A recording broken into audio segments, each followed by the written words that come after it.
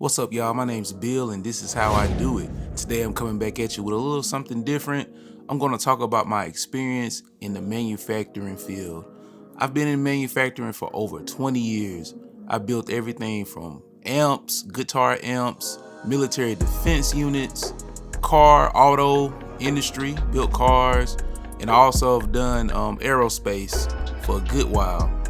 And I want to talk about a few gripes that I have with the manufacturing process because it's a theory of mine, due to the experience that I have, that anybody that significantly changes an established process does not stay around very long.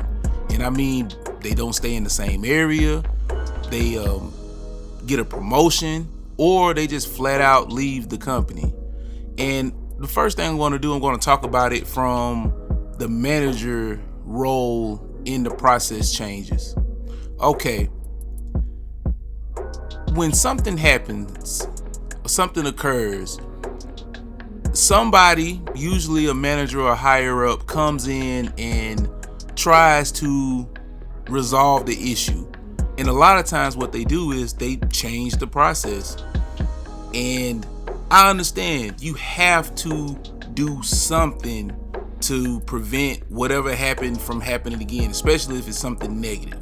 But my issue with a lot of managers is that you got these gung-ho managers try to come in and they want to make their mark.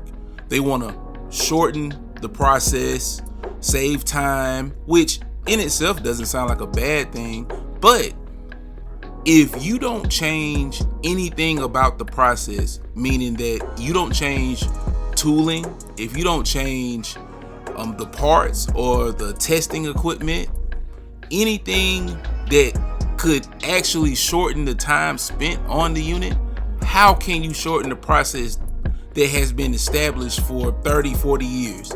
You can't. Nothing has changed. Only thing that's changed is you cutting corners and you shortening the time. That's the only thing that has changed. So I really disagree with that. Okay, now I want to talk about the employee side. And the employee side is something that I particularly know well because that's the side I've been on most of the time while I was in manufacturing. Okay, and the same rules apply. Somebody that significantly changes an established process does not stay around very long. Okay, let's say an employee makes a mistake and he harms a unit or harms the product or the service that the overall business is supplying to the customers. If someone does that, what happens is a team will get together, come together with some type of a corrective action that can significantly change the process. My gripe with that is whatever happened, whatever mistake that the employee made didn't supposed to happen in the first place.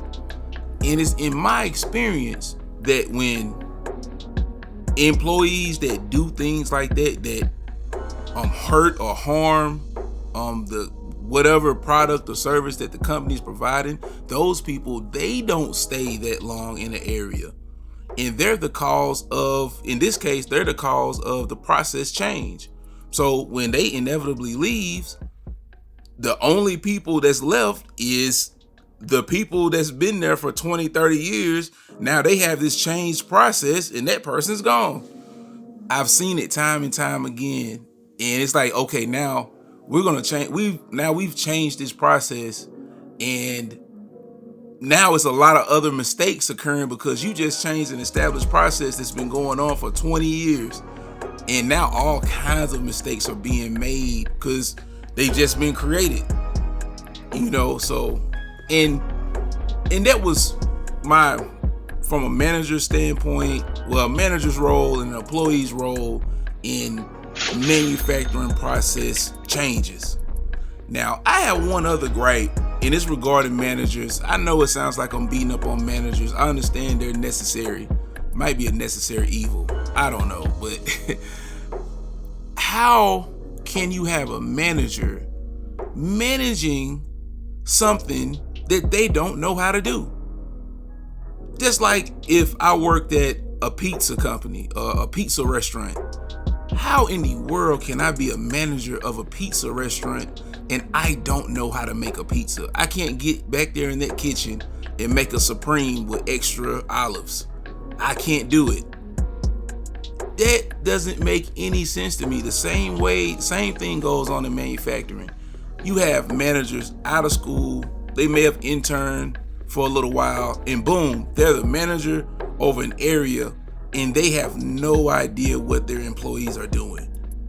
How can you how can you manage that? And it's crazy because people, like the employees, I've seen it, different jobs. The employees, they lose faith in their supposedly their the boss, I guess.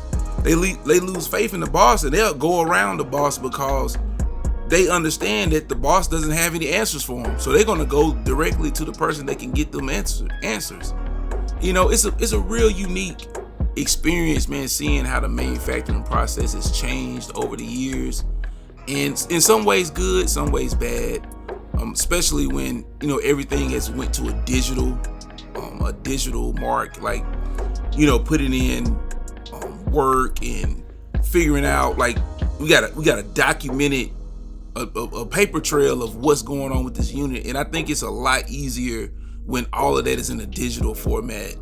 Paperwork get lost and all of this type of thing. So, and digitally, man, you can have backups on backups, and you don't have to worry about the data getting corroded or missing or losing it in a fire or anything like that.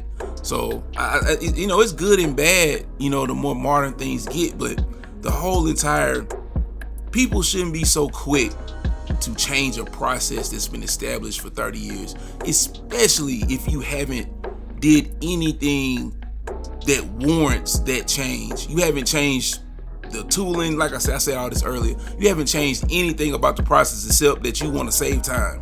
And I get it, man. That's how companies make money. They save they save money by saving time. I get it, but man, make it make sense. Make it make sense, man. Because your employees, it's your bread and butter. Without the employees, man, you have nothing. And a good manager gets the most out of their employees, and it's not very hard. Now, of course, you got to deal with the BS coming from the employees. I know that. We see that. If you done any work in any kind of a plant situation where you working with a lot of people, man, you see all the politics and the BS that goes on. So you can't be a pushover, but at the same time, man, you can be a good boss, man. You can be a good boss, man. And dude, if it's a boss listening to this and you listening to me rant, you listen to me give my perspective on the manufacturing process. Listen to your employees. Learn how to do some of the stuff that they do. Not to manipulate the system and try to make yourself look good. Just do it so you can have a great experience at the company. Because trust me, if you do your employees right, the employees are going to make you look real good. They're going to make you look like $1 million out here. So, man, just keep grinding, man. Keep grinding. Keep going, man. Show a little love. I'm out. This is how I do it.